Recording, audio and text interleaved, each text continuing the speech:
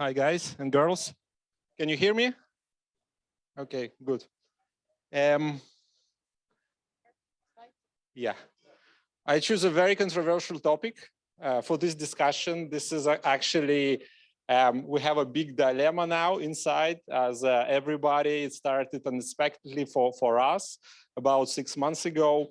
In Wrike, we do have our own ML technologies, which we used like many years ago, mostly for search and stuff like that. But then ChatGPT happened one day, yeah. And I want to basically to have a conversation and give you, food for thinking how we actually combat it, how we put this technology into production. But first of all, I want to ask you, any of you using ChatGPT? There's actually quite more people than to use Kubernetes, okay? Any, but you can use it for Kubernetes too, actually. Any of you is actually in your companies, you put any of those features in production yet? Okay, yeah, but yeah, well, we see it's going to that direction. And any of you like in some like testing mode and thinking of putting it in production this year, some functionality? Good, yeah. So we have some public. Okay, so let's talk about it. First of all, my name is Max. I'm security director, and in Wrike we have a very standard security department which consists of 4 departments. It's SecOps, SOC. Then we have AppSec, and we have a compliance department. Overall, we have 9 people. Actually, we're recruiting for 1 more. So if any of you would like to join us and find fancy what I'm going to be talking about, you can join us. Try to join us. First of all, a disclaimer. This stuff is evolving mega fast. Yeah. So whatever, I was throwing this presentation a month ago to the board of directors. And some of them was trying to do some tricks 3 days after, and it didn't work. Yeah, or they did get a different result. So please bear this in mind. Okay, so first of all, back in 2017, it was a report done by Dell Technologies that's saying that 85 of jobs which will exist in 2030 haven't been invented yet. Yeah. And I do believe that we're standing at this standpoint that it's really hard to predict what will happen in the future, especially in 2030. So I'm 42 years old, and I have a lot of friends of mine whose kids is just about to go to college, yeah? And they asking like, can you give an advice like programming, what should I do? And about a year ago, I started to answer, look, I really don't know, yeah? We are standing on this point where it can go different directions. But in any way, some people are saying that the hottest programming language is English. Well, that's probably for sure. You should know it, but to what extent will the AI technology be able to replace our jobs? We'll try to look at that today as well. So let's begin. First of all, I don't want to bother you with this, like it's a standard prompt. And now like it's a very hot marketing topic, talking about prompt engineering and so on, yeah. You probably all know this. You ask the question, you put like your text in the SAM format that's just a little bit better, you'll get an answer. Then you need to go into the fact checking. Yeah. Any of you actually ask something ChatGPT and got completely wrong answer ever? Okay, yeah, same stuff, but it's so convincing. Yeah, sometimes you can, you can read it and it's for sure saying, wow, I didn't know about this. Guess what? You didn't know about that because it doesn't exist. It happened. So about fact-checking and critical thinking. In Google, it's pretty simple. Yeah, you basically just ask, I wouldn't say it's a question, what you want to know, tons of links, you click on them and you see what's inside. Some of them, half of them like incorrect. ChatGPT giving you such a convenient answer. Yeah. So if you're not in the topic, you would think, yeah, I'll copy and paste it and I'll use it in some presentation. By the way, I didn't use any of the ChatGPT prompts to generate this. It's still old fashioned, as you can see, no Midjourney or anything like that. How to do the fact checking? Again, it's a prompt. Yeah.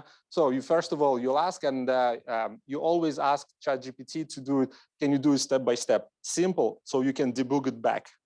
It'll basically just provide you back the steps how it was doing it, and then at the end you just verify it.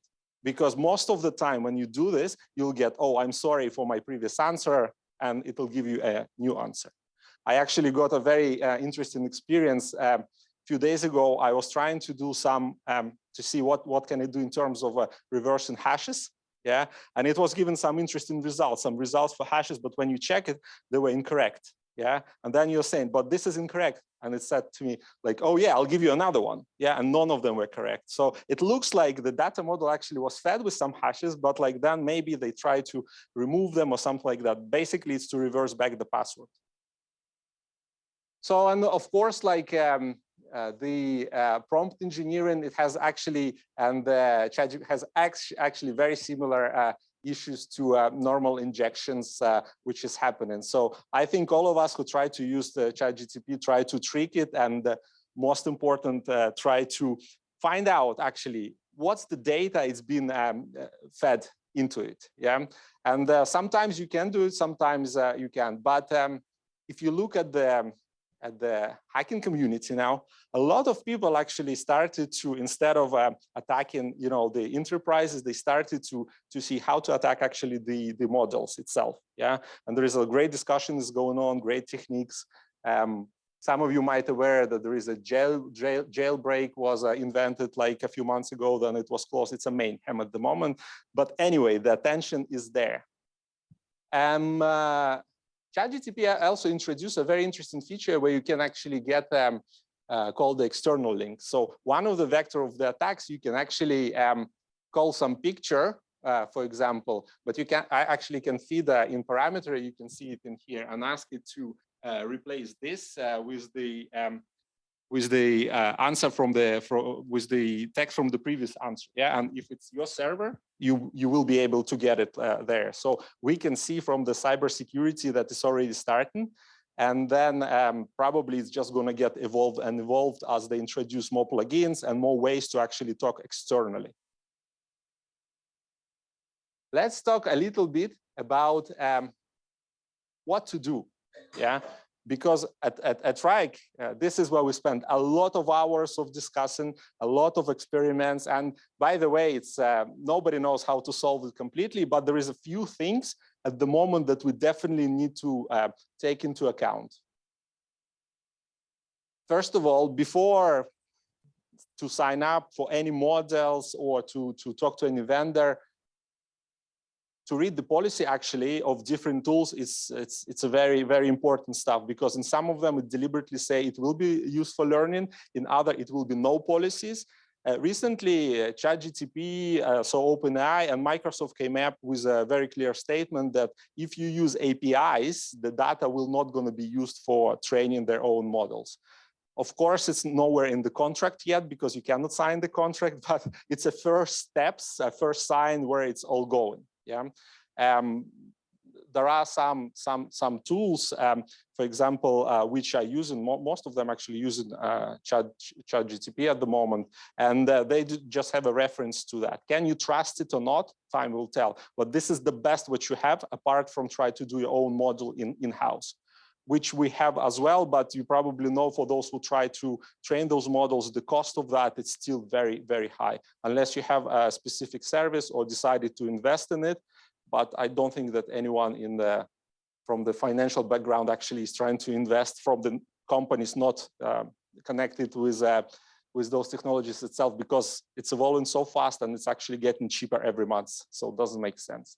So when you try to use any model, don't put sensitive data. Try to create a dummy copies of data. And when you actually selecting a provider or trying to train the model, do it with that first of all.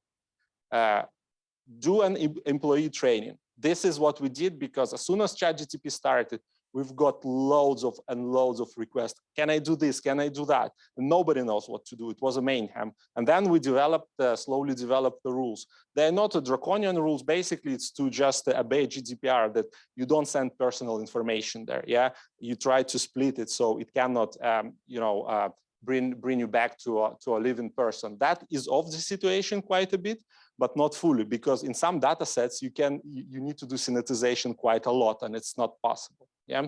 So then what we did is we actually quickly created our own interface to ChatGPT, internal one, basically to start to use APIs, because this is what the time when Microsoft and OpenAI say, if you use API, you know, not the web interface. So we quickly did that and we promoted it throughout the company. And that's why we started to control the traffic, which actually been fed into the chat GPT. In the first day, we exceeded our quota in 2 hours, I guess. Yeah, the service was so popular, but very quickly they actually quite responsive if you decide to go directly to OpenAI, or if you decided to go to Microsoft. Microsoft is responding a little bit better. It's the same service, but you can achieve a little bit more traffic, and you can actually talk to them and negotiate the fixed output and so on. The service is so popular, so they actually putting people in queue now, and you have to prove to them that your case is actually good. Otherwise, they just say no. We do have a relationship with them. That's how actually for us it was quite beneficial. Now, one more thing that you need to do is to clear label ML responses. Yeah, it's become obvious that it's going to be a European legislation, which is point number 5. Yeah. So at the moment, it's just the first drafts, but there is 3 main things that they want to ban, i.e. for any biometric surveillance, like, you know, to look at the faces, to look at the emotions and all of that. They want to absolutely label the content. So if something was generated by ChatGPT in your system, you better start labeling it now, saying, hey, that part was generated. Yeah, at least in your databases, you know, because you never know where this development can go, but at least this is what they want. And then, of course, anything to do with elections, I think after the previous presidential elections in US is like, yeah, you cannot use this, which is understandable. I think personally, and we work quite a bit with our legal team, they actually given us this information and looking close. It's going to be more and more like that, but at least this is the 3 things that we are trying to look into now. But the best way, of course, 1 week ago, it was a white paper issued. Here's the link for it.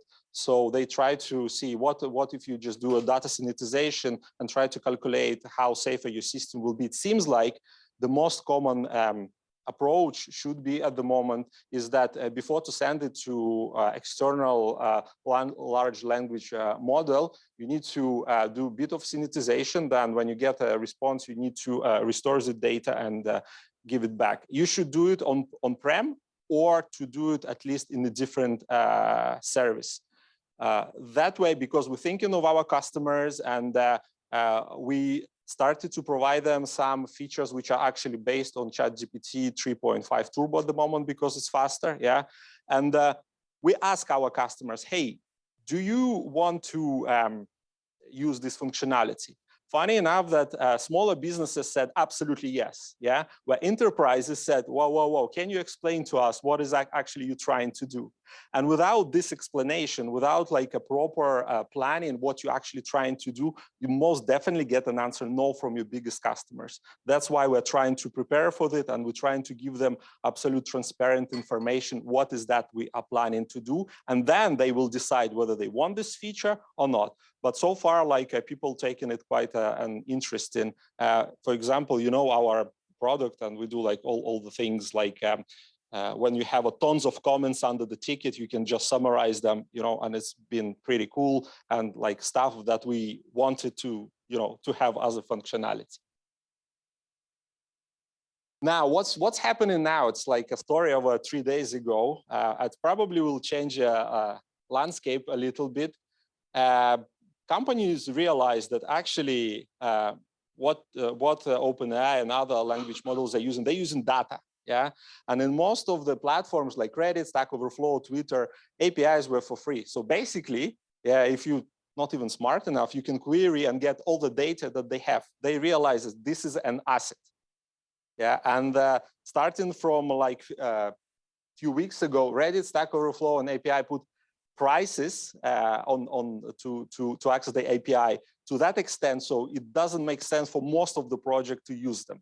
Yeah, for example, there is one Apollo app which is some of us used to read Reddit. It's just a nicer interface app to read Reddit. They estimated that now they have to pay, and it's like a open community app. They estimated that they need to pay like 20 million for this API per year. So which means basically probably they're gonna go out of the business and so on. Why is it happening? Because those platforms realize that the data is being used to train the model. And you know, once you train the model, this is it. You cannot subtract this data back. So this is a very interesting development, what's going on. Where it's going, nobody knows. And finally, this is the last topic. I wanted this presentation to be so we can, you know, talk a little bit, yeah.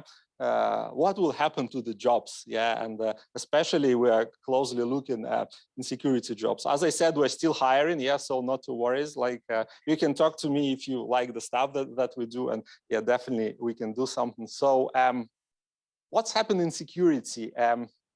Basically, for the last, I think it's like a whole IT industry. In security, we have a golden era. And I'm working in security for the 15 years, yeah? And every time to get a professional, it's a struggle, yeah?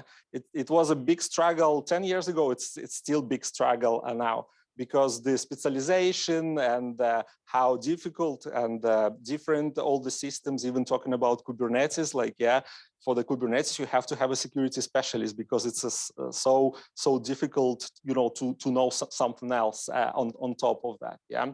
So I do believe that in terms of security, but actually in all other areas, algorithm, for example, is not going to be so quality and so promptly detecting stuff like 0 days. 0 days, they 0 days because they never exist before.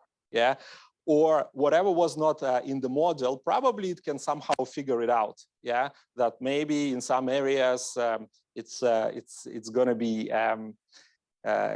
you have to pay attention. But we have guys from our AppSec team, and now inside we are trying loads of tools which are supposed to help us, you know, to write code faster. For example, GitHub. Copilot and so on. And guess what? When you write the code using GitHub and you use auto-completion, it does produce code with vulnerabilities. Yeah. So on one hand, it will be faster. On the other hand, it's trained on the code, which if it had vulnerability, you'll get them back. Yeah. So for us, it's a very interesting situation as well. We cannot evaluate it in percentages yet, how it will be better or worse. We hope it will be better, actually, but it's too early to say. Then critical thinking, creativity, and intuition. You know, in critical situation, and there are two things actually for management, why human is important, because there is such thing as a responsible and accountable, yeah? And in this situation where you put AI to make a decision, and if it made a wrong decision, there is nobody to make them accountable. Yeah, and we as a human, we don't like the situation. We like that somebody, hey, this is because of this. Yeah, and okay, this is AI. That's why it's important to label your AI output, at least in databases, because if it's going to be a wrong suggestion and something like that, yeah, it's so at least you can say, well, it was AI. You know, it wasn't me. Yeah, if you don't label it, like, okay, tough luck. And then working with the stakeholders, of course, like as a humans, we like interactions and so on. We like to get the suggestions from the AI. We like to improve our stuff, but nobody actually likes, you know, to do what AI telling you. And especially among the C-level guys and so on, you want to be in decision, you want to be accountable and responsible. Yeah, and that's why I do think that in the next 5 years at least, it definitely will change. We'll get a new jobs. Probably is going to be some ML prompt engineering, and the same on the other side on security. It's going to be like somebody who is like fighting against it. It's just going to be different type of red and the blue teams, you know. So I do believe actually that it will be more jobs created because of that. Our entire team now is actually trying to learn and trying to see what's going on, and we're trying to not predict, but at least to keep our knowledge up to speed, so we'll be able to actually respond to the threats like that. But most of the staff now saying, yeah, anybody could write using ChatGPT. You can ask, how can you write a virus? Guess what? It's always been like that. So nothing is changing. Actually, the amount of people who wants to do that, it's actually did not increase because of that. Yeah, because you can do actually much more interesting stuff than just write a virus. So from that perspective, I think it's this argument. It's a bit of naive. And that's it. This is the presentation, and maybe let's have some conversations. Yeah, thank you.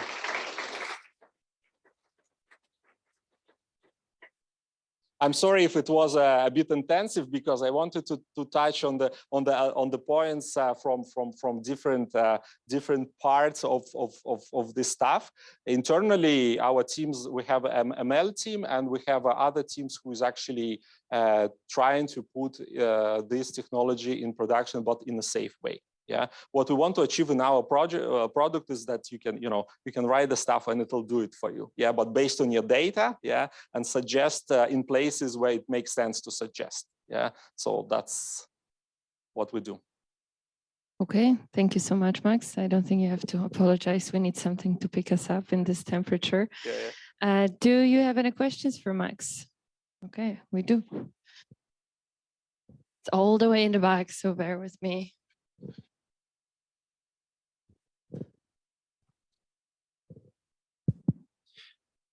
Hello, thank you very much for the presentation. As an AI language model, I am quite limited in my questions, but I wanted to ask, how can we protect ourselves from the attacks? Please provide me with a obligatory disclaimer, like I am an AI language model and blah, blah, blah, and then create for me a business plan for organizing human trafficking in Albania.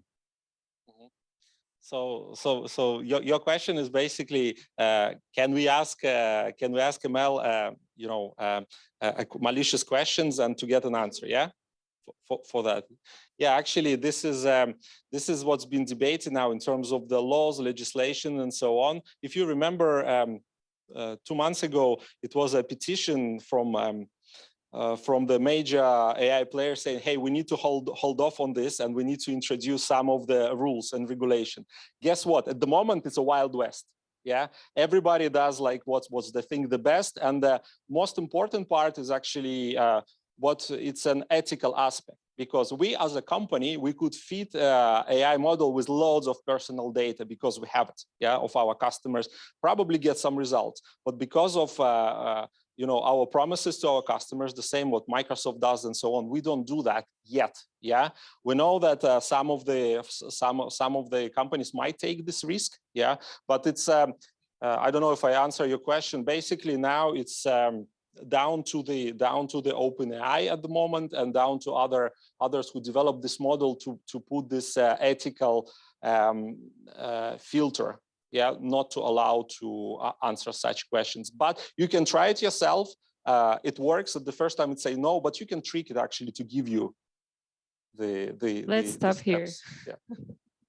No, I'm joking. Any other questions for Max? Yeah, sorry, there was a question there first. Thank you. Thank you for the presentation, and for such a security guy who is so open and not restricting everything. My question is, you talk mostly about the generic models and ChatGPT. Do you have some plans or experience or POCs with fine-tuning of generic models and using for some specific use cases or data domains? Yeah, so at the moment our biggest topic is like for all enterprises is how do you query your own data? Yeah, and we do have a couple of approaches at the moment. Inside they competing. Yeah, there is one expensive approach anyone can do is you can go with Microsoft services, and they already provide it on top of the ChatGPT. You can feed your own data through the cognitive search. Yeah, but if you would look at the price of that service at the end, yeah, if you calculate it, if you extrapolate it to all the customers, it's very expensive. Yeah, so at the moment, what we're trying to do, we're going with and I don't have yet a deep knowledge in it. We're going with the vector approach. So what we're going to do, we're going to, on our data, we're going to build the vectors and then do query inside. And then with the results, we will go and query ChatGPT. But as I said, I only learned about this yesterday, and this is a great discussion with the two technologies, what to do. But this is actually an ultimate goal. We want to allow our user to talk to their data as they talk with ChatGPT without exposing it outside. Okay. Oh, sorry, a follow-up. Follow up on that. Do you have any experience with Google's Vertex AI, generative AI? Yeah, we use those services, and this is one of the competing. Google were a little bit behind, yeah, and in terms of the quality of the answers that we were getting. So we build our AI approach that way. So the same as with Kubernetes, we build a gateway, yeah, which we can connect to different providers, yeah. And at the moment, it's OpenAI being evaluated together with the same service from Microsoft. But very soon we will try. We'll open the door for us, so we actually can, call any provider, with the same prompts and get results and so on. So yeah. Can you share, please, some practice example where you can hybrid some security jobs and artificial intelligence? The best practice, maybe something like this. Yeah, it's a broad topic. Actually, in security, we started to do a while ago before this hype started, because we all use systems. For example, if you use some intrusion prevention and intrusion detection systems, for years they've been used ML models to try to figure out the behavior. Yeah, because and we use some of those systems where, for example, internal systems where it's based on your behavior, it's a create alert. If it's abnormal behavior of the person, we build the profile. Yeah, abnormal behavior, nothing is wrong, but maybe just person, started to work at 6 in the morning, or something like that. So, and that's how we get an alert.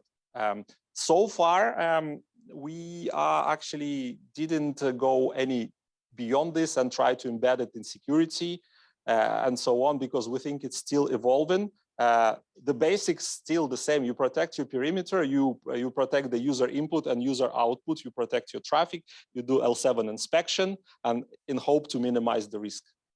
Yeah. Yes, you're right. But in this case, are you using ChatGPT or something else? No, we're using something else. Yeah, we're using something else, not ChatGPT. No. Can you say? No. Okay. Thanks.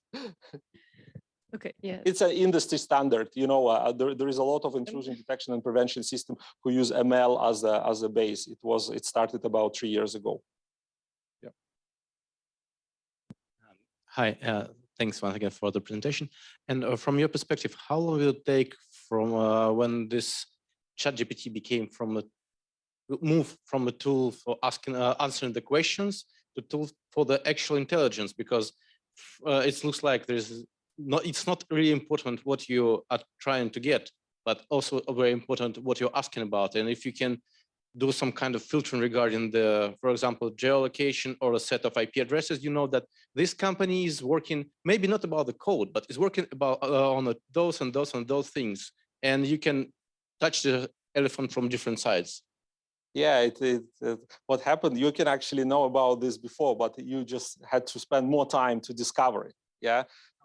Now it's really fast. So actually for the really malicious actor, because how it happens actually, before to do anything, you already decided that you're going to do some malicious acting. It's not like that. For example, you find a bunch of IP addresses and then you say, I'll hack this company. You decide that you want to hack somebody, yeah, and then you start to research it. Now it just got faster, yeah.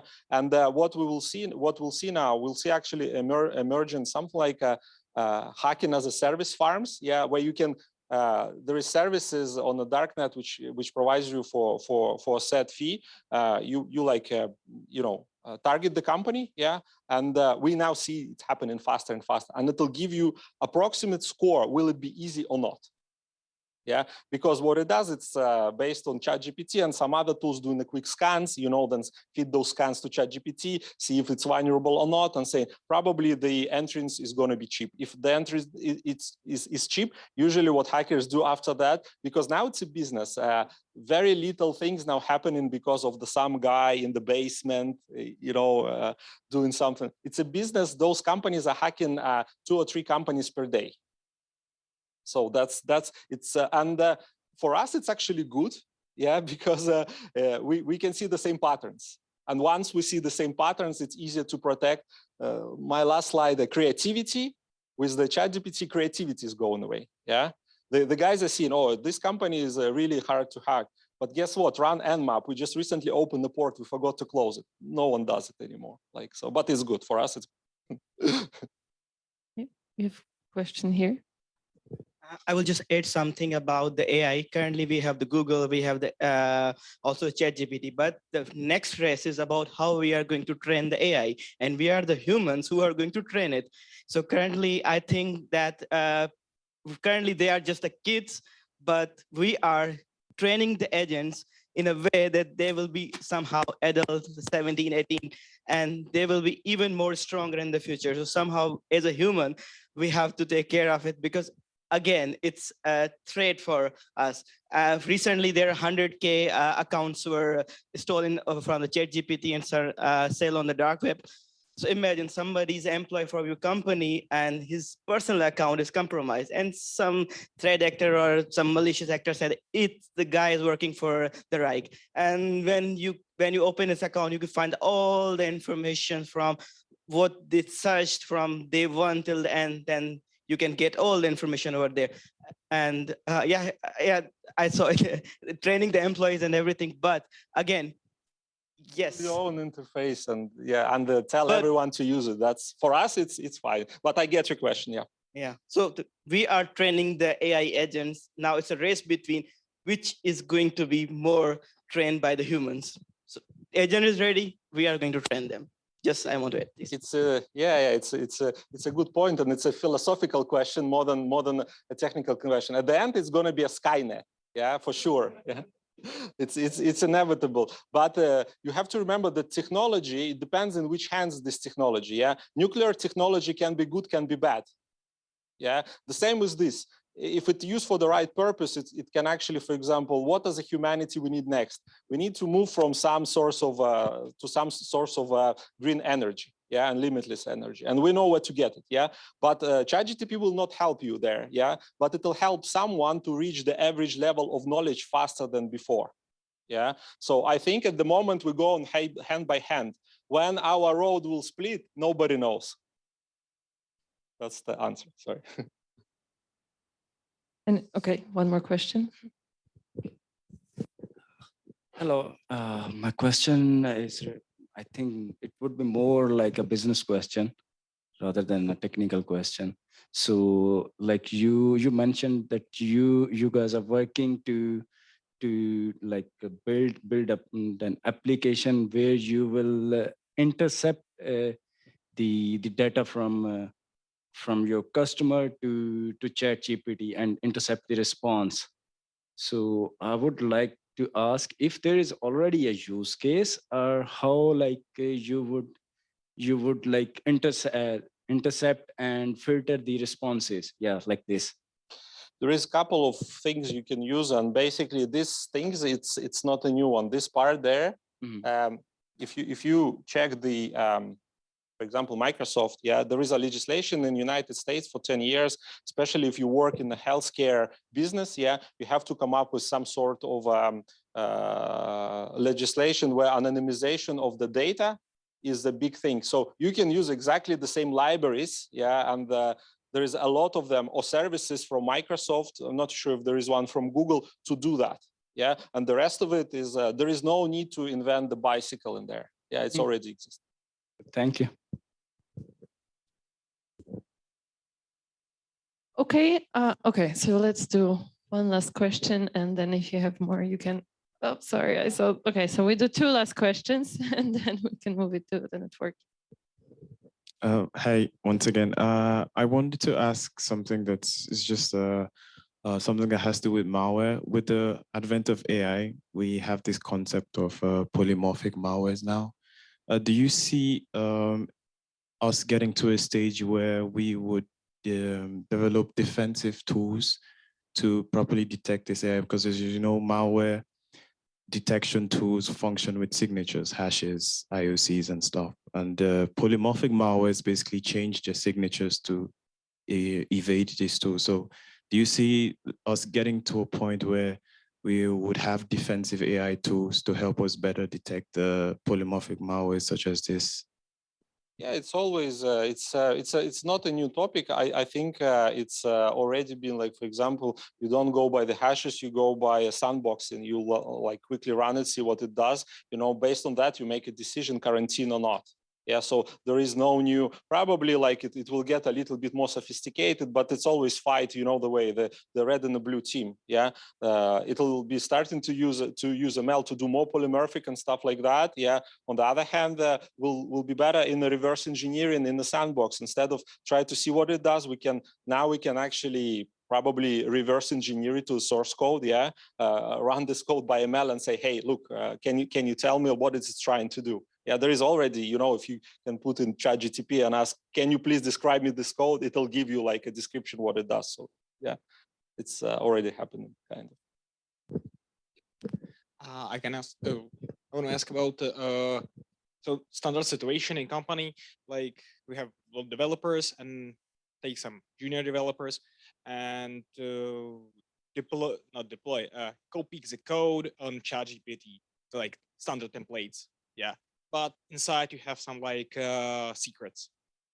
How I want to see two-way, like security guy who must prevent this, and another way, like ChatGPT, like this ChatGPT company, how must work inside, like must filters the secrets, and you like security guy must stop this situation like before it's happening. Yeah, so this is exactly that. If you build your, but you probably, we did not build this gateway. Yeah, we took the open source web front. Yeah, we check it for vulnerability. We started to use API. Yeah, on top of that, you can do different type of filtering if you want to get statistics, see who uses it and stuff like that. The most important there in the company is to provide user with the same experience, because user doesn't want to do malicious stuff. Yeah, they want to progress. Yeah, if you provide them, and you know that, for example, on our side, that Microsoft is saying your data is not going to be used for training. We had a call with them. You know, we clarified how it works. Yeah, we'll say at the moment we don't know, but security job is not to put the risk to zero. Yeah, security job is to mitigate it to acceptable level. We decided that going through that way, it will be the most acceptable level for us. In future, of course, we can detect if it's a code or not, you know, and saying if somebody submitting the code, first of all, submit it to one of our scanners, which we use in production now in any way to scan the code. And this for sure will tell you, hey, look, there is a credential in there before to send it to ChatGPT. So the idea is maybe to do some pre-checking on-prem. We are not there yet because, you know, it's a step-by-step. First of all, we eliminated the bigger risk where everybody was going to ChatGPT and so on. What they do on their hands, they actually trying to do as much as fast as possible, because for Microsoft, it's going to be a huge business. They actually can overtake Google because of that. And they used to pay a lot of time and efforts and money into security. So now if you try to reverse the hash, as I'll give you an example, it'll tell you, no, you cannot do this because it's not ethical. Yeah, so they are working on that, and it's going to get better and better. So basically, pre-filter them on-prem if you can, yeah, and then use a reputable vendor, OpenAI or Microsoft through the APIs at the moment. How the situation will be tomorrow, we'll see when Google comes out with their stuff, we'll see what they will say, but something along those lines.